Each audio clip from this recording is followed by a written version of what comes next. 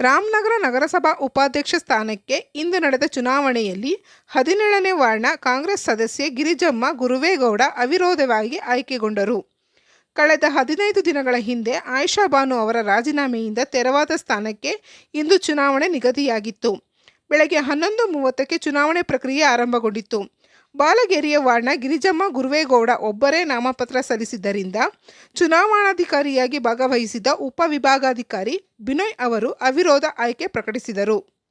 ಗಿರಿಜಮ್ಮ ಗುರುವೇಗೌಡ ಅವರ ಅವಿರೋಧ ಆಯ್ಕೆ ಘೋಷಣೆಯಾಗುತ್ತಿದ್ದಂತೆ ಬೆಂಬಲಿಗರು ಪಟಾಕಿ ಸಿಡಿಸಿ ಸಿಹಿ ಹಂಚಿ ಸಂಭ್ರಮಿಸಿದರು. ಈ ಸಂದರ್ಭದಲ್ಲಿ ಅಭಿನಂದನೆ ಸ್ವೀಕರಿಸಿ ಮಾತನಾಡಿದ ನೂತನ ಉಪಾಧ್ಯಕ್ಷೆ ಗಿರಿಜಮ್ಮ ತಮ್ಮ ಆಯ್ಕೆಗೆ ಸಹಕರಿಸಿದ ಡಿಸಿಎಂ ಡಿಕೆ ಶಿವಕುಮಾರ್, ಮಾಜಿ ಸಂಸದ ಬಮೂಲ್ ಅಧ್ಯಕ್ಷ ಡಿಕೆ ಸುರೇಶ್, ಮಾಜಿ ಶಾಸಕ ಸಿಎಂ ಲಿಂಗಪ್ಪ, ಶಾಸಕ ಇಕ್ಬಾಲ್ ಹುಸೇನ್, ನಗರಸಭೆ ಅಧ್ಯಕ್ಷ ಕೆ ಶೇಷಾದ್ರಿ ಸೇರಿದಂತೆ ಪಕ್ಷದ ಎಲ್ಲ ಮುಖಂಡರಿಗೂ ಧನ್ಯವಾದ ತಿಳಿಸಿದರು.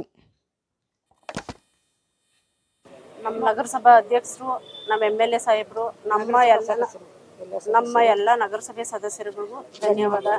ನಾನು ಉಪಾಧ್ಯಕ್ಷರನ್ನಾಗಿ ಆಯ್ಕೆ ಮಾಡಿದ್ರೆ ಧನ್ಯವಾದಗಳು. ಎಲ್ಲರಿಗೂ ಧನ್ಯವಾದಗಳು. ಮೂಲಭೂತ ಸೌಕರ್ಯ, ನೀರಿನ ಸೌಕರ್ಯ 31 ವಾರ್ಡ್ಂದು ನಮ್ಮ ಅಧ್ಯಕ್ಷರು ಏನು ಸಹಕಾರ ಕೊಡ್ತಾರೆ ಅದ್ರ ರೀತಿ ನಡ್ಕೊಯ್ತೀನಿ.